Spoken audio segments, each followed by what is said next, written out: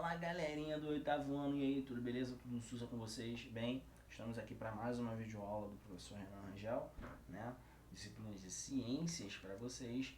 E hoje nós vamos falar aí do capítulo 27, página 158 do seu livro volume 4, tá? E o assunto de hoje vai ser esferas da Terra, beleza?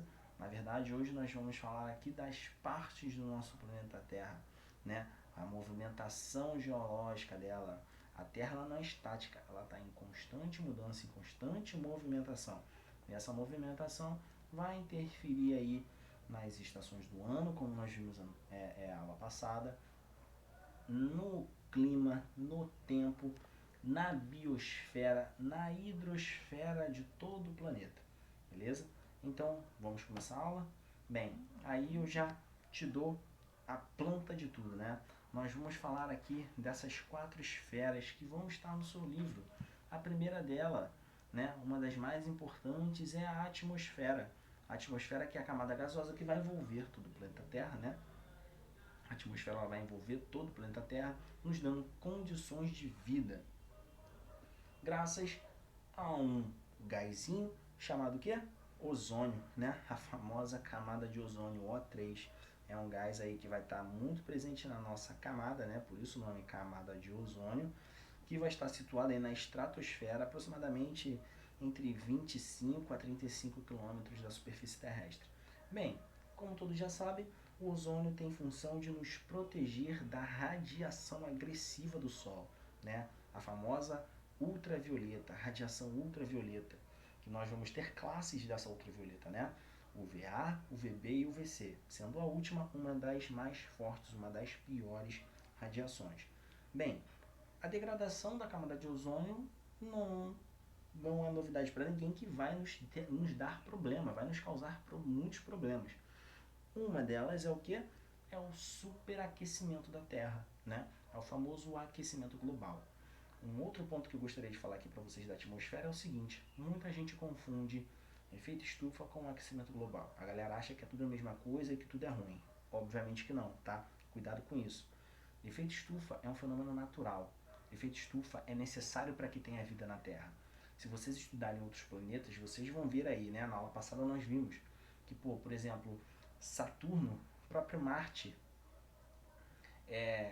Vênus, vão ter aí temperaturas ou muito altas ou muito baixas, né? Menos 190 e pouco, ou então 483 graus Celsius de dia. Tudo isso não tem como ter vida em outros planetas, mas o nosso sim. Por quê? Porque o efeito estufa nos proporciona isso, tá? O efeito estufa é uma camada onde que vai nos possibilitar uma temperatura favorável para que tenha vida na Terra. Isso gira em torno de 15 e 16 graus Celsius, tá? Obviamente, como o aquecimento global tem se agravado muito no nosso planeta, essa temperatura média, ela consequentemente vai sendo aumentada. Mas aí nós temos uma relação entre 15 e 16 graus Celsius na média da Terra, beleza? Isso é a atmosfera. Por quê? Nós também vamos ter a hidrosfera. A hidrosfera, perdão, é a camada que vai estar relacionada aí com os estados físicos da água, né? Ué, tem vapor d'água? Claro que tem. Tem água sólida? Claro que tem, né? Icebergs, por exemplo. Tem água líquida? É o que mais tem. Agora, a água líquida pode ser salgada ou doce. Tudo isso vai proporcionar espécies exclusivas para esse ambiente aquático.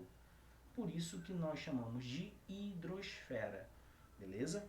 Na hidrosfera nós falamos de lagos, nós falamos de rios, nós falamos de mares, né? Oceanos, nós falamos de aquíferos, nós falamos de lençóis freáticos. Tudo que está relacionado com a água, nós podemos considerar dentro do conjunto de hidrosfera, beleza? Bem, além dela, nós vamos ter a biosfera, e bio lembra de vida, por isso biologia, bio, estudo da vida, né? Logia é estudo, bio é vida, estudo da vida. Aqui no caso, a biosfera vai ser o quê? Todos os seres vivos do planeta. Isso inclui animais e vegetais, e nós, seres humanos, né? Que não deixa de ser animal. Bem, A biosfera é a região do planeta que abriga vida. Então, tudo que tem vida, de uma forma muito genérica aqui falando, vai ser considerado biosfera. Professor, bactéria, sempre tem um aluno que fala isso, né? Bactéria é ser vivo? Claro que é. Se é ser vivo, pode estar na biosfera? Obviamente que sim. Beleza? Então, tudo que tem vida, todos os seres vivos vão estar aí relacionados na biosfera.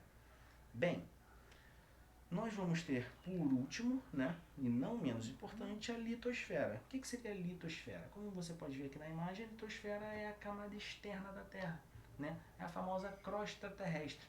É o que você pisa aí. Vai lá, dá uma pausa no vídeo, anda descalço no teu quintal. Isso. Cuidado pra tua mãe não brigar, mas vai lá. Andou descalço, voltou? Perfeito, tu andou na litosfera, né? Foi na padaria e voltou? Show de bola, tu tá na litosfera. Então, litosfera é a região externa do planeta, é o conjunto de ecossistemas do planeta Terra. Então, se eu vou ali na Amazônia, eu vou numa litosfera, porque eu piso na Amazônia. Se eu for lá no Cerrado, obviamente vai ter um ecossistema específico dali, mas eu estou pisando na litosfera, porque tem o solo. Show de bola, galera? Acho que não tem dúvidas nenhuma quanto a isso, né? Bem, então vamos continuar e falar agora de uma situaçãozinha que muita gente se confunde, cara, que é a diferença entre clima e tempo. Sabe por quê? Clima é um conjunto, é uma característica, são características, conjunto de características de um determinado local. Então, por exemplo, qual é o clima do Nordeste? O clima do Nordeste é seco, é muito calor, é temperatura muito alta, né? Pouca chuva, poucos ventos, de noite resfria mais ou menos ali em 20, 15 graus. Tá. Isso é a característica do local, entendido? Agora, como que tá o tempo no Nordeste? O tempo no Nordeste tá parecendo que hoje vai chover, né? Tá parecendo que hoje vai chover. Mas de manhã estava sol. De manhã estava sol, mas de tarde vai chover. Então, galera, cuidado. Clima é característica. Clima não muda, tá? Clima daquela região não muda. Tempo muda. Tempo é instantâneo. Clima não é instantâneo. Como que é o clima aqui do Rio de Janeiro? É quente, úmido. De vez em quando tem muita chuva, mas aí no outro dia já fica um solzão do caramba, tem aquele mormaço, muita planta, então próximo do mar, então vai ter muito vento durante a noite, consequentemente a temperatura ela vai diminuir. Isso é clima. Agora, como está o tempo no Rio de Janeiro? Sei lá. Hoje de noite está muito sol, ó. Hoje de noite está muito sol, meu Deus. Hoje de noite está muito calor. Hoje de noite está muito calor. Mas ontem estava frio, né?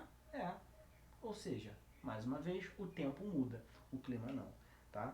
Muito simples para você entender, ok? E o clima vai ser influenciado aí por diversos fatores, né? A corrente de ar, corrente oceânica, eixo de inclinação da Terra, latitude, longitude, altitude, tipo de vegetação. Tudo isso influencia no clima de uma região. Show de bola, galera? Tranquilo? Agora, entenda o seguinte, circulação atmosférica. A circulação atmosférica é a movimentação em grande escala de massas de ar localizada na troposfera.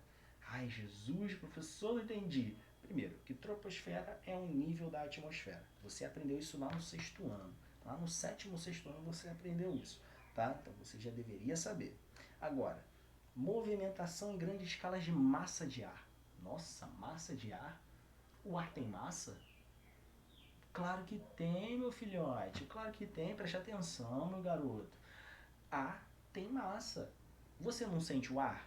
Se eu assoprar aí no seu ouvido, você não vai sentir o meu assopro, o meu bafão? Claro que tu vai sentir.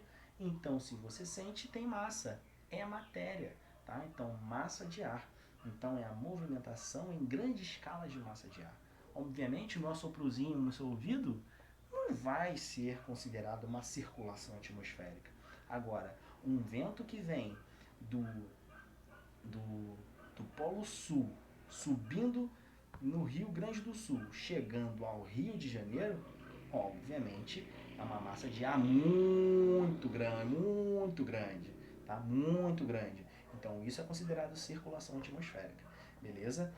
A massa de ar, ela vai ocasionar os ventos e as frentes. Preste atenção.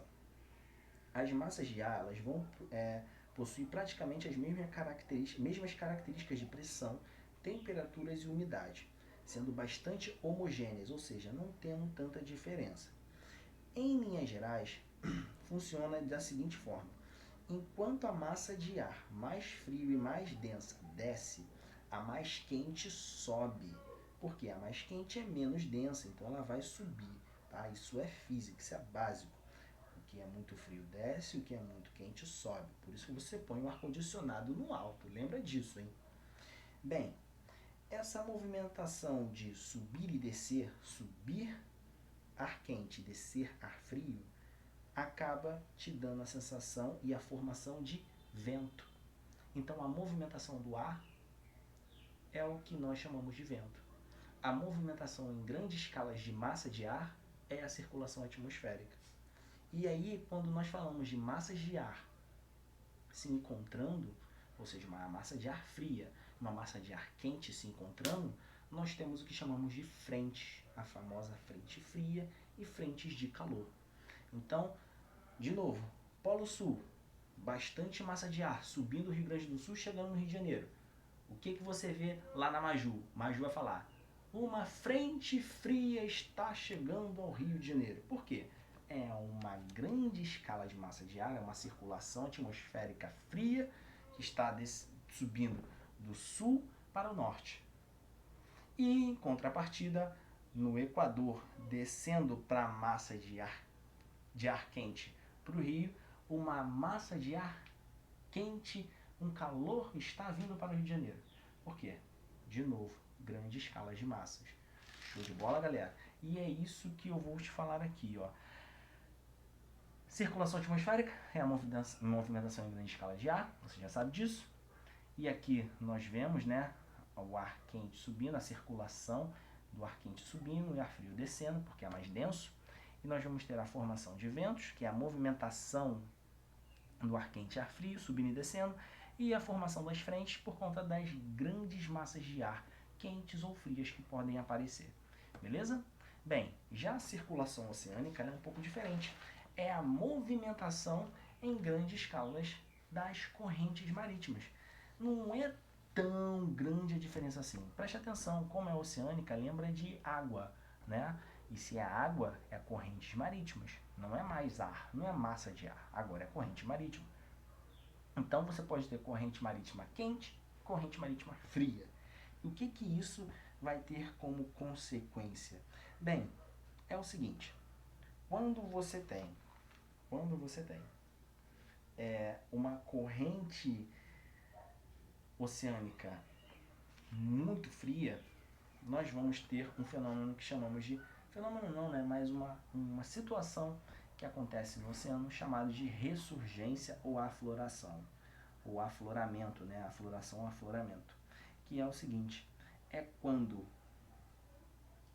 essa massa de ar mais profunda, mais fria, sobe para a superfície, levando nutrientes para os animais, para os fitoplânctons, para as algas e para os zooplânctons que estão na superfície. É mais ou menos isso aqui, ó. Quando a água, né, a corrente marítima fria, ela sobe para a superfície, levando nutrientes para os animais que ficam nessa região aqui mais próxima à superfície, ó. E isso nós falamos dos fitoplânctons e dos zooplânctons, também das algas, tá? Então, o nome desse processo é chamado de ressurgência. Ué, professor, mas por que a massa, ó? Por que a corrente marítima fria ela sobe em vez de ficar lá embaixo mesmo? Porque é o seguinte, galera, quando bate os ventos aqui, ó, da superfície, essa água quente é levada lá para o meio do oceano, e consequentemente essa temperatura vai diminuir e vai resfriar essa água que antes estava quente. Ué, mas se levou aqui vai ficar sem água? Claro que não, né? Essa água que foi levada quente tem que ser reposta, e ela vai ser reposta pela água fria que está subindo. Entendido? Então isso aqui, ó, vai ficando um ciclo. Legal? É um ciclozinho que vai acontecendo aqui pelas correntes frias e correntes quentes. Por isso que você ouve muito esse nome, corrente fria e corrente quente. Corrente fria é o que vai dar nutrientes porque estava em regiões mais profundas do oceano. Bem, e aí nós temos um processo, né? Um fenômeno, na verdade, que nós chamamos de maritimidade e continentalidade. O que seria isso aí, galera? Bem, isso aí vai estar relacionado com a temperatura da água, né? Com a temperatura da água e com a amplitude térmica. O que seria isso? Quando nós temos variação de temperatura, que consiste na diferença máxima e mínima, nós vamos ter o que chamamos de amplitude térmica. Então, máxima de hoje é 30 graus, mínima é, sei lá, 21 graus. Então, nós temos uma máxima de 30, uma mínima de 21. Isso aí é a amplitude térmica. Quando nós falamos isso em relação ao oceano, nós temos a maritimidade. Quando nós falamos dessa variação de temperatura em relação à Terra, nós chamamos de continentalidade, tá? Simples, muito básico essa diferença um do outro. Bem, o que eu gostaria de estar falando com vocês é também um fenômeno chamado de El Niño e El Niña. Esses fenômenos, eles são os fenômenos climáticos cíclicos, ou seja, um ciclo, né? Eles vão se encontrar diretamente e vão estar ligados ao comportamento das águas, que vão gerar efeitos de temperatura.